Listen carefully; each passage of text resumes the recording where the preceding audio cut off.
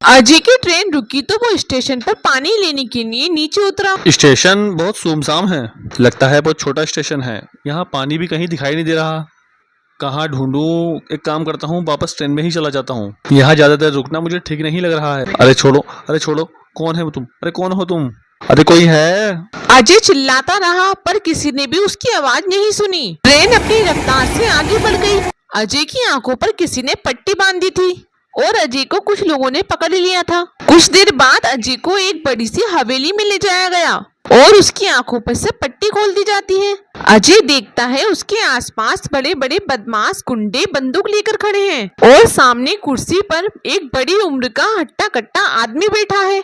अरे कौन हो तुम? कौन हो तुम? और मुझे यहाँ इस तरह ऐसे पकड़ कर क्यों लाए हो? अरे तेरा बैंड बजवाने लाए हैं। लाखन अपने होने वाले जीजा जी पर ऐसे हंसते हैं? ये तेरी बहन का होने वाला पति है, इसे इज्जत दो। ये आप सब क्या बातें कर रहे हो? मैं और किसका पति? मैं कुछ समझ नहीं रहा हूँ। आप सब हैं कौन? पहले मुझे ये बताइए। अजय इससे पहले कि कुछ और कहता, लाल जोड़े में सजी हुई लड़की दुल्हन के रूप में बाहर हॉल में आती है। लड़की देखने में बहुत मोटी थी। कमला, अनीता बेटी को मंडप में बैठा दो। दूल्हे राजा को तैयार करने के लिए हम भेज रहे हैं। अरे मैं शादी नहीं करूंगा। ये क्या जबरदस्ती है? ऐसा कोई होता है? मैं आप सबको जानता नहीं। अरे मुझे यहाँ से जाने दो, मुझे जाने दो यहाँ से, मुझे यहाँ नहीं रहना। बाबूजी, ये सब खून खराबा करना जरूरी है क्या? ऐसे किसी के साथ मेरी शादी, वो भी जबरदस्ती।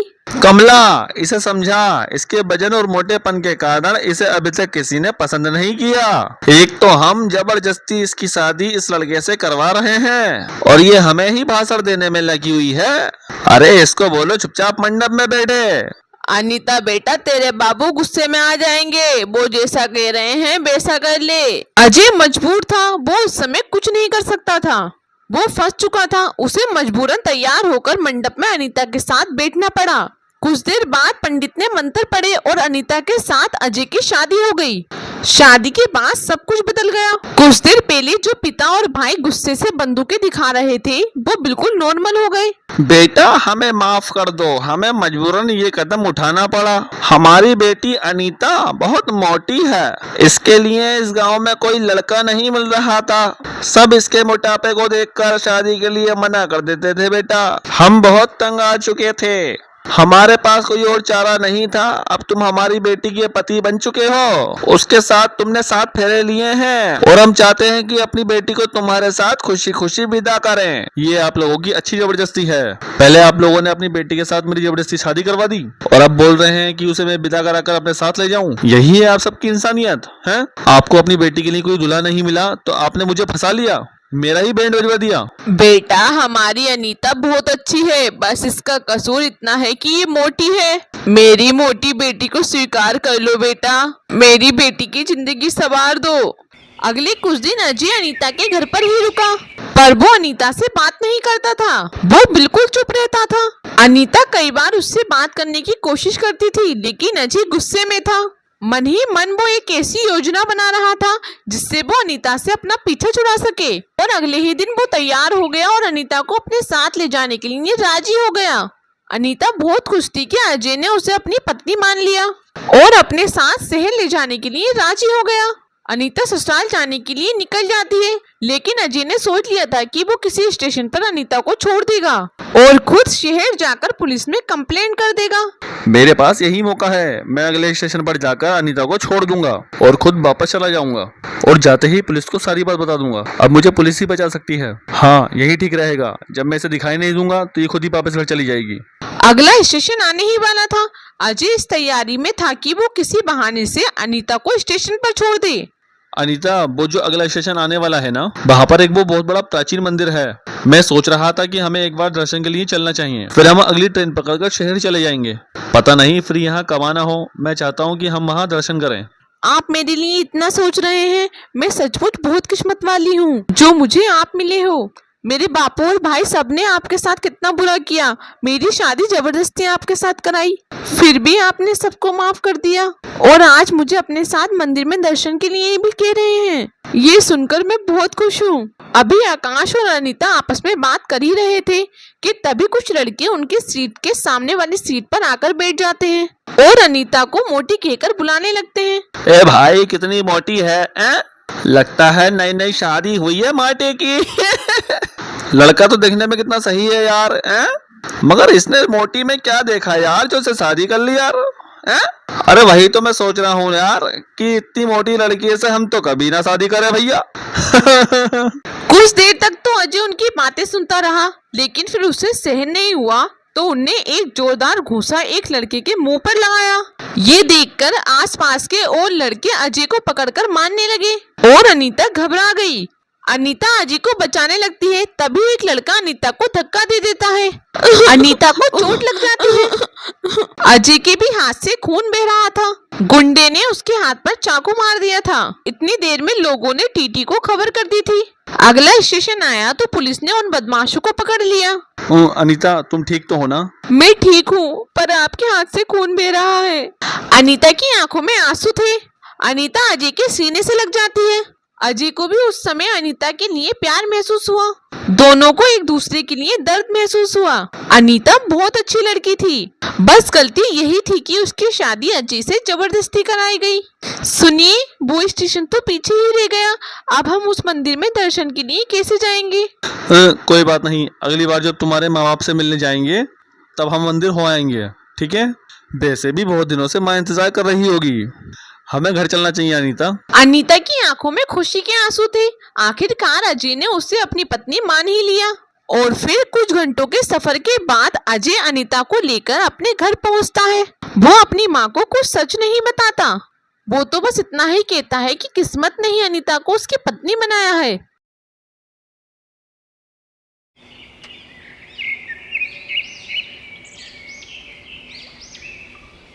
नौ साल की सुम्मी कंधों पर बैग लिए तेज कदमों से स्कूल जा रही थी। आज भी लेट हो गई हूँ। अगर मैडम ने क्लास में घुसने नहीं दिया तो मैडम से माफी मांग लूंगी। ऐसा सोचते हुए सुम्मी स्कूल पहुँचती है। सुम्मी को देखकर उसकी क्लास टीचर कहती हैं, क्या बात है सुम्मी, तुम आज फिर लेट आई हो? आज क्या बहाना है तुम्हारे पास? बहाना नहीं है मैडम, मेरी माँ की तबीयत बहुत खराब है। माँ दूसरों के घरों में काम पर जाती हैं।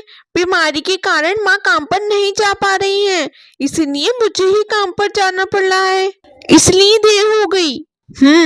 ठीक है, चलो आज तो मैं तुम्हें छोड़ रही हूँ, लेकिन कल से लेट हुई तो मैं तुम्हें बाहर धूप में खड़ा कर दूंगी। सुम्मी क्लास के अंदर आ जाती है और पढ़ाई करने लगती है। उसकी माँ मनीषा की तबीयत बहुत दिनों से खराब चल रही थी, जिस कारण वो चारपाई पर ही रहती थी। सुम्मी सुबह काम पर जाती और काम से लौटने के बाद स्कूल जाकर पढ़ाई करती। उस दिन जब सुम्मी स्कूल से घर लौटी तो देखा कि मनीषा बेहोश थी। माँ, उठो माँ, तुम्हें क्या हो गया माँ? सुम्मी परेशान हो जाती है। वो मनीषा के मुंह पर पानी के छींटे मारती है, जिसके बाद मनीषा को होश आ जाता है। माँ, तुम्हें क्या हो गया था माँ? चलो मैं तुम्हें अस्पताल ले चलती हूँ। नहीं सुम्मी बेटी, अस्पताल में इलाज कराने के लिए पैसे कहाँ हैं हमारे पास? माँ, आज ही मालकिन ने तनख्वाह दी है, तुम अस्पताल चलो। सुम्मी एक ऑटो में बिठाकर मनीषा को अस्पताल ले जाती है। वहाँ डॉक्टर मनीषा को अस्पताल में भर्ती कर लेता है। मनीषा कुछ दिनों तक अस्पताल में ही रहती है। उसकी देखभाल के लिए सुम्मी भी अस्पताल में ही रहती है और वो स्कूल नहीं जा पाती है। एक सप्ताह के बाद मनीषा को अस्पताल से छुट्टी मिल जाती है। उसकी तबीयत अब सुधर गई थी। सुम्मी मनीषा को लेकर घर आ जाती है। सुम्मी बेटी, अब मैं कल से काम पर जाऊंगी और तू स्कूल चली जाना, ठीक है? ठीक है माँ। दूसरे दिन सुम्मी स्कूल जाती है और मनीषा काम पर। लेकिन जब ममता काम पर पहुंची, एक सप्ताह तू कहाँ थी? मालकिन, मेरी तबीयत खराब थी। कम से कम बता तो देती। मैंने सोचा तू अब नहीं आएगी, इसलिए मैंने तेरी जगह अब दूसरी काम वाली रख ली है। इस तरह ममता की नौकरी चली जाती है। उधर सुम्मी के स्कूल में टीचर ने उससे कहा, सुम्मी, तुम एक सप्ताह तक स्कूल नहीं आई और तुमने स्कूल की फीस भी नहीं भरी, इसलिए तुम्हारा नाम काट दिया गया है। लेकिन मैडम, मेरी माँ की तबीयत बहुत खराब थी, सारे पैसे उनके इलाज में खत्म हो गए, इसीलिए मैं स्कूल भी नहीं आ सकी और फीस भी नहीं भर सकी। मैं अगले महीने स्कूल की फीस भर दूंगी। प्लीज स्कूल से मेरा नाम मत काटिए। नहीं सुम्मी, अब कुछ नहीं हो सकता। प्रिंसिपल ने तुम्हें स्कूल से निकालने का फैसला किया है। ममता और सुम्मी दोनों घर आ जाते हैं, लेकिन एक दूसरे से कुछ नहीं बताते हैं। सुम्मी रोज स्कूल जाने के लिए घर से निकलती और रोज जाकर नदी के किनारे बैठ जाती। उधर मनीषा भी रोज काम की तलाश में बाहर निकल जाती। एक दिन सुम्मी नदी के किनारे बैठी हुई थी और मन ही मन सोच रही थी, दिवाली का त्योहार आने वाला है, स्कूल के सारे बच्चे पटाखे फोड़ेंगे, नए कपड़े पहनेंगे और ढेरों पकवान भी खाएंगे। लेकिन मुझे तो इस बार भी दिवाली पर ना तो पटाखे मिलेंगे और ना ही कपड़े, और मेरी पढ़ाई भी छूट गई। माँ को बता दिया तो उन्हें बहुत बुरा लगेगा। ये सब सोचते सोचते शाम हो जाती है और अंधेरा घिराता है। ओह, शाम हो गई है, मुझे घर जाना चाहिए, माँ परेशान हो रही होंगी। इतना कहकर सुम्मी घर जाने लगती है, लेकिन रास्ते में काफी घना अंधेरा था। काफी घना अंधेरा है, अब मैं घर कैसे जाऊंगी? तभी उसे इस घने अंधेरे में पेड़ के पास एक रोशनी चमकती हुई दिखाई देती है। उस पेड़ के पास ये रोशनी कैसी? सुम्मी वहां जाकर देखती है कि उस पेड़ के खोखड़ में एक दिया जल रहा था। ये दिया घर जाने में मेरी मदद करेगा। सुम्मी उस दिए के सहारे अपने घर तक जाना चाहती है और उसे हाथ में उठा लेती है। तभी उस पेड़ से एक आवाज आती है। रुक जाओ सुम्मी। कौन? मैं पेड़ बोल रहा हूँ। मैं कई दिनों से देख रहा हूँ तुम रोज स्कूल ड्रेस पहनकर और स्कूल बैग लेकर यहाँ आती हो और नदी के किनारे बैठ जाती हो। तुम स्कूल क्यों नहीं जाती? तुम बहुत उदास रहती हो, क्या बात है? क्योंकि टीचर ने स्कूल से मेरा नाम काट दिया है। अगर मैंने माँ को ये बात बताई तो माँ को बहुत दुख होगा। हम लोग बहुत गरीब हैं, मेरे पास स्कूल की फीस भरने के लिए पैसे भी नहीं है। दिवाली का त्योहार भी आने वाला है, मैं और मेरी माँ इतने गरीब हैं कि हमने कई सालों से दिवाली का त्योहार नहीं मनाया। ना तो हमारे पास दिए जलाने के लिए पैसे हैं और ना ही दिवाली पर पहनने के लिए कपड़े। अच्छा ये बात है तो ठीक है, तुम इस दिए को अपने घर ले जाओ। ये दिया तुम्हारी बहुत मदद करेगा। इसकी मदद से तुम दीपावली का त्योहार मना सकोगी। ये दिया मेरी क्या मदद करेगा? ये कोई साधारण दिया नहीं है, ये एक जादुई दिया है। ये दिया कई सालों से मेरी खोपड़ में जल रहा है। ये दिया कभी नहीं बुझता। बरसों पहले एक महात्मा ने ये दिया मेरी खोपड़ में जलाया था, तब से लेकर आज तक ये दिया कभी नहीं बुझा। इसलिए इस दिए से तुम जो कुछ मांगोगी वो तुम्हें सब कुछ मिलेगा। अच्छा, धन्यवाद पेड़। अच्छा, अब मैं चलती हूँ। उस जादुई दिए की रोशनी के सहारे सुम्मी अपने घर तक पहुँच जाती है। उसकी माँ मनीषा उसका इंतजार कर रही थी। कहाँ रह गई थी सुम्मी बेटा, और ये दिया कहाँ से लाई? सुम्मी ने मनीषा को जादुई दिए के बारे में सब कुछ बताया। माँ, ये जादुई दिया है, ये अब मेरी हर मनोकामना पूरी करेगा। मैं अभी इससे कुछ मांग कर देखती हूँ। जादुई दिए, मुझे और मेरी माँ के लिए ढेर सारा अच्छा अच्छा खाना चाहिए। सुम्मी के इतना कहते ही 2 थाली भरे पकवान वहाँ आ जाते हैं। ये तो सचमुच में ही जादुई दिया है। हाँ माँ, उस पेड़ ने सच कहा था। सुम्मी और मनीषा ने जी भरकर खाना खाया और सो गए। दूसरे दिन सुबह सुबह सुम्मी ने उस दिए से कहा, जादुई दिए, मुझे स्कूल की फीस भरने के लिए पैसे चाहिए। तभी वहाँ कुछ पैसे आ गए। सुम्मी उन पैसों को लेकर स्कूल चली गई और स्कूल में जाकर अपनी फीस भर दी, जिसके बाद सुम्मी का नाम स्कूल में दोबारा लिख लिया गया। उस दिन स्कूल में पढ़ाई करने के बाद सुम्मी घर आ गई। उसने देखा कि मनीषा उदास बैठी हुई थी। क्या बात है माँ, तुम परेशान क्यों हो? मनीषा ने सुम्मी को बताया कि उसकी मालकिन ने उसे काम से निकाल दिया है। माँ, अब तो हमारे पास जादू दिया है, ये हमारी हर इच्छा पूरी करेगा, फिर तुम्हें परेशान होने की क्या जरूरत है? नहीं सुम्मी बेटी, हमें हमेशा मेहनत करके पैसे कमाने चाहिए। इस तरह जादुई दिए का गलत फायदा उठाना अच्छी बात नहीं है। ठीक है माँ, कल दिवाली का त्योहार है। इस बार हम भी जादुई दिए की मदद से अच्छे धूमधाम से दिवाली मनाएंगे। उसके बाद तुम कुछ अपना अच्छा काम शुरू कर लेना। दूसरे दिन दिवाली थी। सुम्मी ने दिए से कहा, ए जादुई दिए, मुझे माता लक्ष्मी और भगवान गणेश की मूर्ति चाहिए। सुम्मी के इतना कहते ही वहां भगवान गणेश की और माता लक्ष्मी की मूर्ति आ गई। जादुई दिए, हमारे घर को रोशनी से सजा दो।